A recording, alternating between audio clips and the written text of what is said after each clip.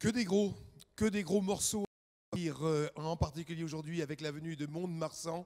Alors pour parler de la venue de ces belles et grosses équipes, je suis comme à l'accoutumée bien entouré. La présentation de ces intervenants dans quelques instants pour la 6e du 15 d'avant.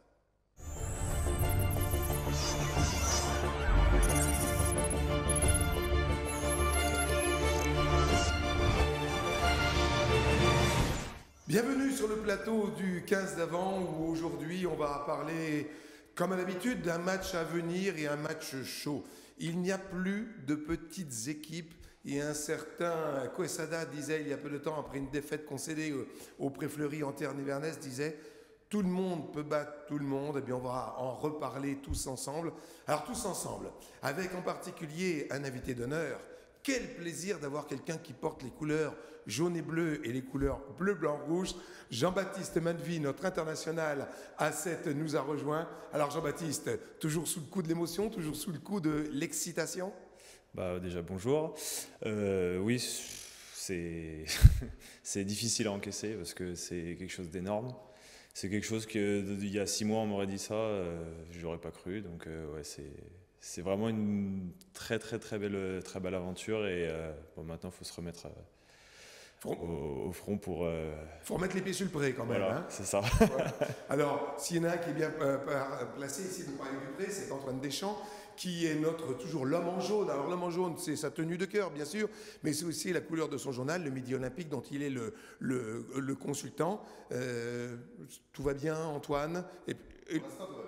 Pour l'instant, tout va bien. Le fait d'être à côté d'un garçon qui couvre un grand espace au rugby à 7 vous fait, j'imagine, très plaisir également. Ça fait très plaisir. Je côtoie Jean-Baptiste depuis quelques saisons, puisque j'ai eu la chance de suivre les équipes de jeunes, on va dire. Rien qu'à voir la façon dont Jean-Baptiste s'alimente, s'entretient, c'est un A7. Oui. C'est pour ça qu'il est fort sûrement en rugby A7. Voilà, le jeu de mots était bien amené, bien réfléchi. Alors il en est un qui est dans les starting blocks également pour ces jeux de mots, et surtout pour les mots qu'il délivre sur le journal du centre. Bonjour Guillaume. Alors Guillaume Claire, vous avez annoncé ce match de Mont-de-Marsan. Vous l'avez annoncé comme à chaque fois, on a l'impression que vous remployez même qualificatif. C'est que du gros qui nous arrive. Oui, bonsoir à tous. C'est vrai qu'on n'a pas vraiment l'occasion de présenter des matchs faciles. En tout cas, c'est un peu le lot de la Pro D2 tous les week-ends. Ça sera un gros morceau. Meilleure attaque, meilleure défense. Les chiffres parlent d'eux-mêmes avec Mont-de-Marsan. Oui, on les verra tout à l'heure. On a même des nouveaux graphiques, vous verrez, où tout le monde va bien comprendre la différence qu'il y a entre ces deux équipes-là avant que l'arbitre ne siffle le coup d'envoi.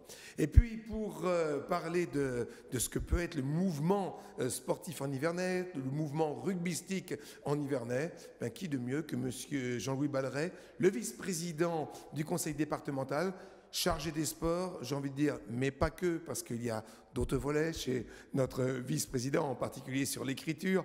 Mais aujourd'hui, on va parler sport. Heureux de nous retrouver, heureux d'être au Pré-Fleury, monsieur le vice-président. Ah, bien sûr, j'y viens en spectateur modeste, en non spécialiste, mais heureux de venir vous redire ce que vous voyez à chaque match sur cette grande pancarte. La Nièvre est fière de vous. Et c'est pour ça que je suis là pour le redire aussi. On aurait pu se dire, on y reviendra tout à l'heure, monsieur le vice-président, mais on aurait pu se dire qu'avec l'énormité de ce circuit Nevers-Manicourt, qui est au niveau international connu, on aurait pu s'arrêter sur nos lauriers. Et maintenant, voilà un autre point de publicité, on dirait, de propagande, qu'est le rugby. On imagine qu'au niveau du Conseil général, vous avez vu le lapsus, hein, je suis un peu encore à l'ancienne, du Conseil départemental, on imagine que cette... point additionnel vous fait plaisir également? Oh bah absolument. J'allais dire, en plaisantant, nous aimons tous nos enfants. Ils n'ont pas le même âge, ils n'ont pas la même taille, mais ils représentent deux grands stades, celui de Manicourt et le Pré-Fleury. Et effectivement, nous n'avons pas les mêmes implications parce que c'est question d'histoire, mais nous y sommes attachés à tous les deux, bien sûr. Alors, dans nos enfants dont vous parliez tout de suite, là, à l'instant, nous, on a notre beau bébé. Hein, Jean-Baptiste.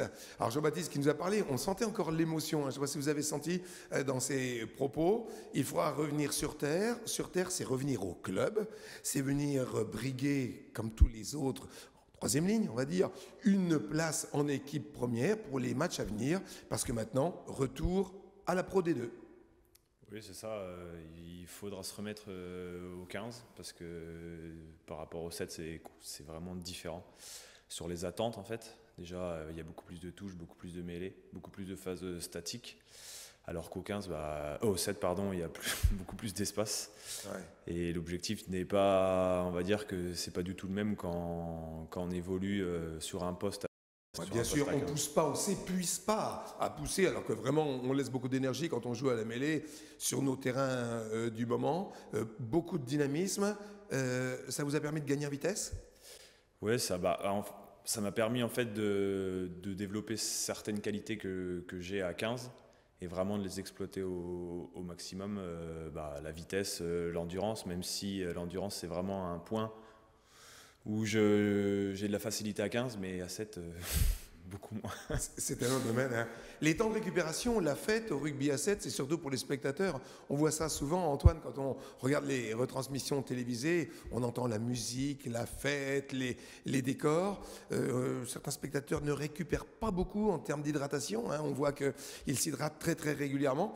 En revanche, les sportifs, eux, ils ont besoin de vrais temps de récupération parce que c'est vraiment très très intensif comme effort et prolongé. Dans les tribunes, effectivement, c'est le carnaval, c'est une fête. C'est cet esprit-là que le CIO, le comité olympique, a voulu souligner en intégrant le rugby à 7 justement au programme des Jeux olympiques. La dernière fois, avec, on le sait, les Fidji, champions olympiques, médaille d'or. Pour les Fidji, la première médaille d'or de ce petit pays, mais tellement talentueux en rugby. Absolument. Et en plus, ce côté qui a peut-être sans doute séduit également le CIO, du moins on l'espère, c'est la mixité. Hommes, femmes, et puis le côté beaucoup plus universel, parce qu'on voit des pays quand même assez étonnants, quand on voit des pays du Maghreb, quand on voit le Portugal, quand on voit le Kenya. Alors, ça fait référence à ce que venait de dire Jean-Baptiste juste avant, sur ses qualités de consommation maximale aérobie. Hein. Les gens du Kenya, les Kenyans, les gens des hauts plateaux sont bien placés là-dessus. J'imagine, Guillaume, que quand on couvre des événements, c'est bien d'avoir d'autres pays à citer dans ces articles. Oui, c'est sûr, on a même vu la Papouasie-Nouvelle-Guinée contre l'équipe de France, même si c'est un mauvais souvenir, je pense, pour Jean-Baptiste. Oui, ça se développe vraiment, ça permet d'ouvrir un peu d'autres horizons pour le rugby. Le Kenya joue à 15 aussi, ils ont des capacités aussi dans cette discipline qui est différente. Il y a des nouveaux pays qui émergent, c'est important que le rugby devienne un marché mondial, un petit peu, c'est le but du rugby à 7 aussi. Ouais, et c'est pour ça que cette universalité a donc donné un droit au rugby dans le monde olympique. Alors nous, d'Olympique, nous n'avons que le nom du club, c'est déjà pas mal. Et puis ce club qui reçoit aujourd'hui d'autres jaunes et noirs, le Stade Montois, un gros morceau, vous le disiez, surtout que nous restons à l'extérieur, sur des défaites. On a eu le temps d'avoir un week-end de repos. Vous pensez, Jean-Baptiste, vous en avez parlé avec vos collègues joueurs, là, ce match à Massy, il est digéré ou vous n'avez pas eu le temps d'en parler encore? On va dire qu'on a essayé de passer à autre chose directement. Il faut. Parce que les matchs, en fait, s'enchaînent vite. Même si on a une semaine de repos, les matchs s'enchaînent vite et on est sur un bloc de 6 matchs. Et je pense que c'est le bloc le plus important de la saison. Monsieur le vice-président, vous suivez ces matchs, puisque vous venez régulièrement au stade, mais au moins les résultats chiffrés. Vous avez eu l'occasion déjà de vous déplacer lors d'un match de rugby? Non, pas l'occasion, mais je suis effectivement, quand je ne peux pas venir ou quand je suis loin, je suis les résultats avec le site du Journal du Centre, parce que ces résultats... On a eu peur un instant que vous étiez à notre site. Non, c'est le bon site, hein, c'est bien celui-là. Ça, c'est parce que les résultats m'intéressent évidemment. Oui, c'est vrai. Et on a remarqué que ces résultats sont très, très serrés. Alors, vous êtes habitué à calculer au millième dans le sport automobile. Oui, que je connais mieux, effectivement. Nous, on n'est pas dans les millièmes, mais on a vu que les moindres points, on parlera du match d'hier soir, d'ailleurs, entre parenthèses, le moindre point de bonus défensif compte énormément, y compris lorsqu'on domine à l'extérieur. Alors, Antoine, dominer n'est pas gagné.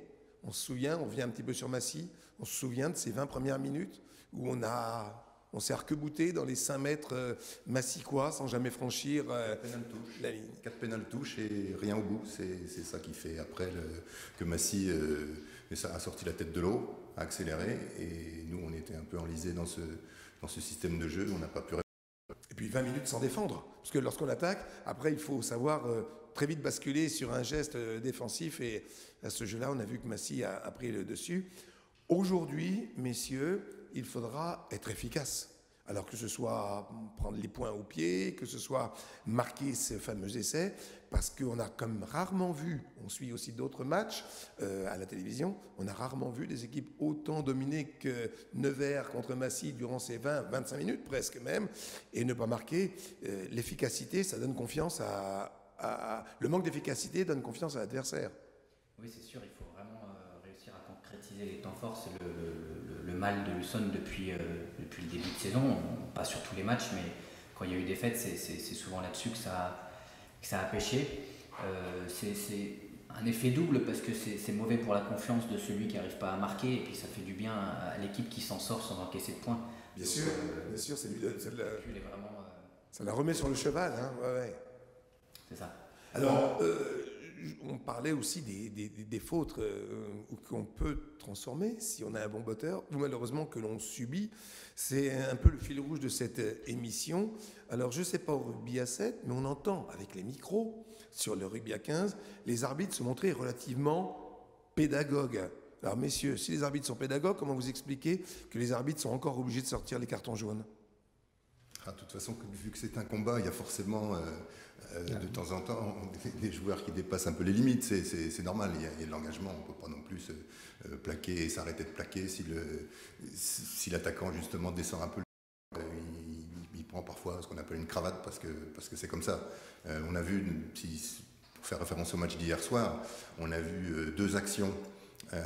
Une du deuxième ligne de Perpignan-Héroux qui fait justement une cravate sur le Vanneté Le Bourris. Le Bourris qui, soit dit en passant, avait joué contre l'équipe des Espoirs de Nevers, qui avait été un arrière efficace.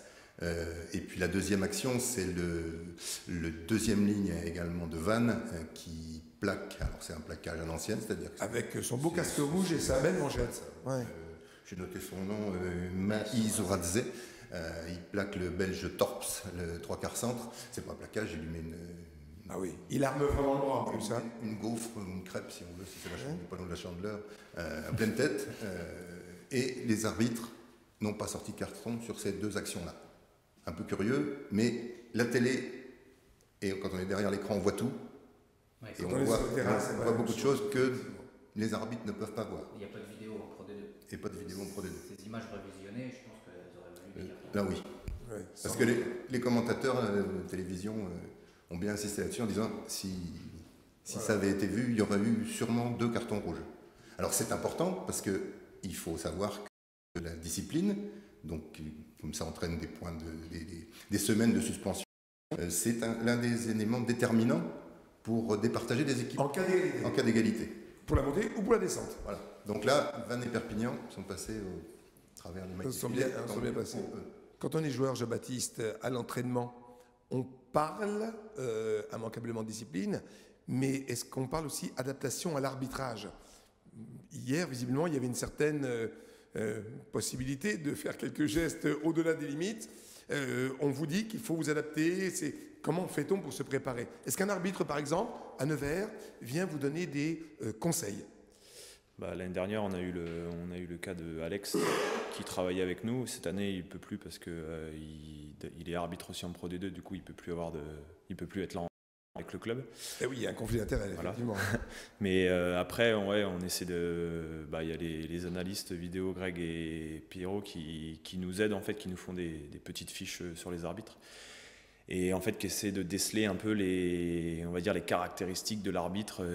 Les plus tatillons, sur quoi il a un œil un peu plus avisé, et aussi sur quoi il laisse un peu passer les choses, quoi. Donc comme un peu avec le cas de Vannes et Perpignan, peut-être qu'à ce moment-là cet arbitre aimait bien laisser les cravates, je sais pas. Monsieur le vice-président, quand on entend ça, on est loin du rugby, du sport complètement libre. On n'est pas non plus dans un Formule 1, mais vous avez vu que c'est très technique, hein, au point de savoir où l'arbitre a un point fort ou un point faible, voire une marotte. Ça, on appellerait ça du réglage. Oui, mais dans la Formule 1, comme dans tous les sports mécaniques, il y a aussi des gens qui font des actions qui sont des actions désagréables et qui ne se comportent pas comme ils devraient. Alors, je crois que c'est partout, dès qu'il y a effectivement compétition, combat, concurrence, bien sûr. C'est la nature humaine.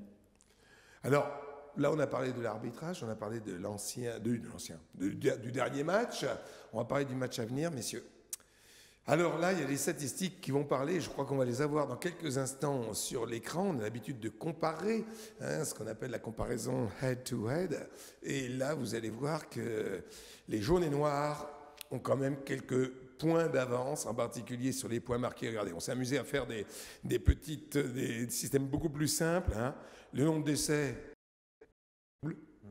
c'est simple, marqué par le Stade Montois. Le nombre de transformations, c'est un petit peu logique, puisque s'il y a plus d'essais, on peut s'imaginer qu'il y a plus de transformations. Et puis des pénalités. Là, c'est un petit tassement. Visiblement, il y a une réussite qui est un peu, en sachant que l'un des préposés au coup de pied s'appelle Matty James. Ça va nous rappeler quelques souvenirs, ça, Antoine? Ah oui, c'est sûr qu'il y a une saison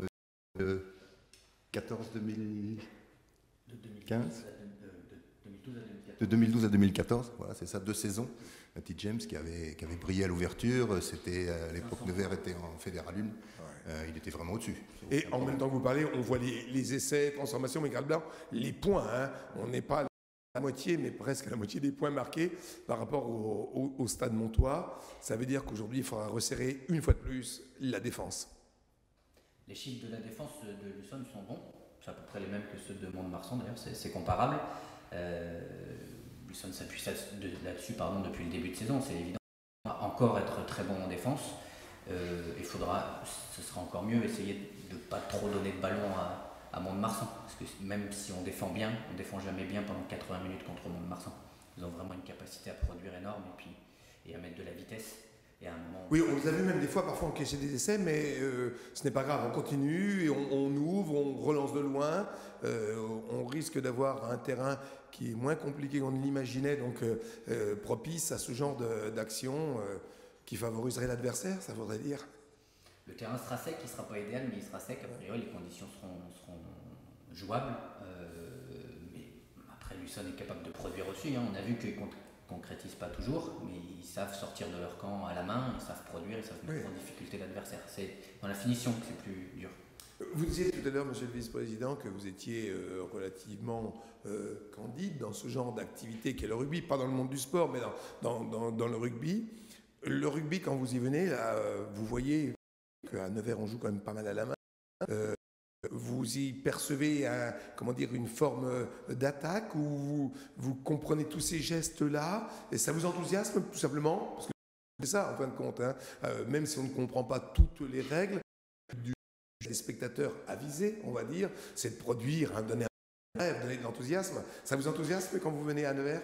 Oui, parce que quand il y a du mouvement, parce que ce qui me plaît dans le rugby, c'est le mouvement. C'est pas quand tout s'arrête, quand on est sur les gens s'empilent, enfin ça me. Mais quand il y a vraiment du mouvement, ça quand la balle circule, quoi. Ah oui, ça c'est beau, effectivement.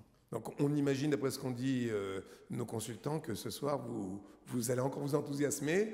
D'une part comme d'une autre, on espère quand même que ce sera plutôt du côté jaune et bleu plutôt que du côté jaune et noir. Je vais rester un instant avec vous, monsieur le vice-président, puisque si vous êtes ici, vous représentez le partenaire master du jour, à savoir le conseil départemental de la Nièvre. Ce conseil départemental qui est présent, c'est marqué en gros sur une tribune, mais vous nous parliez tout à l'heure de tous vos enfants. J'ai cru comprendre que vos enfants, à savoir tous les pratiquants sportifs nivernais, étaient véritablement nombreux. Absolument, et c'est quelque chose qui est tout à fait inconnu de nos concitoyens nivernais, qui sont, il faut le dire hélas, souvent dans l'autodénigrement, c'est-à-dire un département vieillissant qui ne bouge pas, etc. Tous les chiffres du sport sont contraires, puisque nous avons un département qui a un licencié sur 4 habitants. Nous avons 58 000 licenciés. Ah oui, donc on se bouge alors, on se bouge à santé. Oui, d'autant qu'il y a des gens qui font du sport sans être licenciés. Bien. En plus. Oui. Et on est le premier département de Bourgogne, proportionnellement au nombre d'habitants. Donc c'est tout à fait contraire à ce qu'on pourrait penser. Nous avons à peu près 600 clubs sportifs, 40 comités départementaux, ce qui fait qu'on couvre un nombre de sports considérable. Beaucoup de disciplines, oui, j'imagine. 11 000 bénévoles, 600 salariés, 886 équipements sportifs, et je le dis souvent en plaisantant, et 50 maisons de retraite. Ce qui montre que... Oui, on aurait presque tendance à imaginer le contraire. Oui, exactement. Effectivement. Mais c'est tout à fait étonnant quand on prend les chiffres. Mais alors ça, monsieur le vice-président, ça vous oblige, parce que ça coûte quand même de faire des infrastructures, d'aider les comités. Vous disiez que vous en avez 40. Ça nécessite un effort financier de la part du conseil départemental. Oui, ça nécessite un effort financier, à peu près 1,4 million chaque année. Mais c'est un effort tellement positif que les départements, à la limite, ne pourraient plus faire. Enfin, théoriquement, avec les charges qu'ils ont, qui sont leurs charges obligatoires, telles que les routes, les collèges et le social surtout, on pourrait imaginer que la culture et les sports soient la variable d'ajustement. Ben non, en tout cas pas pour nous, pas dans la Nièvre, et c'est vraiment une valeur tellement importante que nous faisons ce qu'il faut, malgré toutes les difficultés, pour continuer à soutenir le sport et la culture. En fin de compte, c'est un investissement.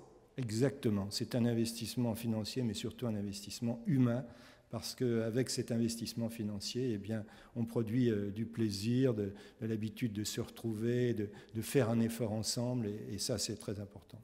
C'est important ce que vous nous dites. Hein. Antoine, vous saviez qu'il y avait autant de sportifs comme ça en Nivernais ? C'est des chiffres, moi je m'en doutais un peu, j'avais déjà lu, on avait déjà travaillé un petit peu au sein du Journal du Centre sur ces dossiers-là, mais c'est aussi précis que les sorts M. Balleret, c'est impressionnant.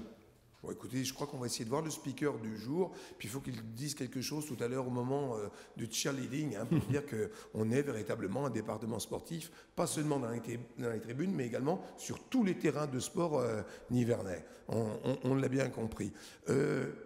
Petite question qui a son importance.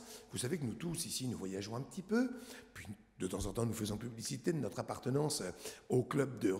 On nous dit, ah, Nevers, ça commence tout doucement, on commence à se dire que Nevers est un club de Pro D2. Vous, dans votre fonction d'élu, de temps en temps, vers des collègues d'autres contrées, on vous parle on vous parle, j'imagine, du circuit Nevers-Magnicourt, mais est-ce qu'on vous parle de l'équipe de rugby maintenant ? Ben, elle arrive en second. Mais Magnicourt, évidemment, avec les retombées médiatiques qu'il y a eu pendant les 18 Grands Prix, ça a évidemment été une renommée mondiale. C'était facile de situer la Nièvre en disant Magnicourt. Maintenant, le rugby, effectivement, vient en second. Ouais. 2 atouts au lieu d'un. Il y a une question qu'on me reprocherait de ne pas vous poser, même si j'ai un petit peu la réponse. Vous avez parlé des Grands Prix. Il y a encore des gens qui vivent dans l'espoir d'avoir un Grand Prix à nouveau, un jour, sur ce circuit. Alors, qu'en est-il ? Nous avons fait ce que nous pouvions pour essayer de l'avoir, mais il n'y a qu'un petit problème, c'est les 25 millions d'euros qu'il faut trouver. C'est pas grand-chose, oui. Voilà, donc je préfère, et mes collègues aussi préfèrent qu'on nous reproche de ne pas l'avoir eu, d'avoir versé 25 millions alors que le territoire a tellement besoin de nos financements. On imagine. J'avais la réponse, mais il fallait peut-être le redire. Et puis on patientera, puis on pourra peut-être se déplacer dans d'autres endroits où en plus il y a des Grands Prix qui se font la nuit avec plein de lumière. Donc c'est très beau. Messieurs, on va au classement. Je pense qu'en régie, on va nous envoyer le classement. Le classement de Nevers aujourd'hui indique à la 12e place. Là, on voit le haut avec Perpignan qui a conforté hier sa première place avec une victoire... Vous me pardonnerez l'expression, un peu au étriqué. Ça n'a pas été facile. Vannes a failli gagner en fin de match. Eh oui. Polémique, pas de polémique là, sur cette pénalité ratée, on va dire. Fair play. Ça, c'est le vrai fair play. Ouais. Les hommes sont les fair play, mais je pense qu'on quand ils ont gagné, à partir du moment où ils ont gagné, oui, d'accord. Alors que là, bon, c'était un vrai geste de fair play. Ça nous a fait mal un peu de voir, parce que cette pénalité privait Vannes d'un point de bonus défensif. Donc Vannes a marqué son 43e point hier grâce à un ballon qui est parti loin dans les tribunes, mais très loin des perches aussi. Et également, c'est ce qu'on disait, hein, chaque point va compter. On est, entre guillemets, contraint à la victoire, Jean-Baptiste, aujourd'hui ? Oui, il faut à la maison, de toute façon, tous les matchs qui restent, il faut essayer de tous les gagner. Et puis après, on va aller chercher des points importants chez des concurrents directs. Ça serait vraiment une très bonne chose aussi, comme la semaine prochaine chez Vannes. On a vu que Vannes ils ont montré hier une défense de fer, hein, et surtout une vaillance de tout instant. Ça nous rappelle que chez nous, où nous étions en tête avec le point de bonus offensif, et que dans les 5 dernières minutes, on a pris un petit peu l'eau contre Vannes, et on a perdu ce point de bonus ce défensif. Ce sera encore en fin de compte, il n'y a plus que des gros combats à livrer, quoi. C'est ça, permanence. Si on ne met pas le mental, on l'a vu, un Perpignan qui aurait dû gagner d'après les chiffres avec bonus offensif. Perpignan a failli perdre, il faut être honnête. Donc Vannes avait sûrement le mental, les Vannetais étaient prêts, et je pense qu'il faudra que Nevers soit prêt à aller à Vannes, à recevoir Perpignan, mais d'abord ce soir, à dominer Mont-de-Marsan. Quel programme, messieurs, quel programme. Alors bien sûr, les aficionados du rugby vont se régaler parce qu'ils savent que Nevers ne va pas et qu'on va avoir de beaux combats. Nous, messieurs, il nous restera à les supporter parce que nous sommes ici soit partenaires, monsieur le vice-président, mais quelque part, on a quand même envie de supporter cette équipe. On va dire que le meilleur gagne en espérant que ce soit Nevers le meilleur ce soir sur ces terres. Monsieur le vice-président, merci beaucoup de nous avoir rendu visite. On rendra hommage à votre assemblée tout à l'heure sur le terrain. On espère que cette tribune nièvre, ce qui est ainsi, c'est souvent la tribune la plus bouillante, hein. On est de la voir pendant les 2 fois 40 minutes. Et puis pour ceux qui malheureusement ne pourraient pas suivre, mais ce serait dommage, ce match en direct ici ou sur le bon site du Journal du Centre, eh bien il y a encore le papier du Midi Olympique ou le papier du Journal du Centre pour voir toutes les péripéties de cette belle rencontre. Mesdames et messieurs, merci de nous avoir suivis durant cette 6e émission de l'avant-match. On vous donne rendez-vous, allez, tout de suite, vous avez encore le temps, sur le terrain, ou à la prochaine, à la 7e, dans les mêmes studios. Salut!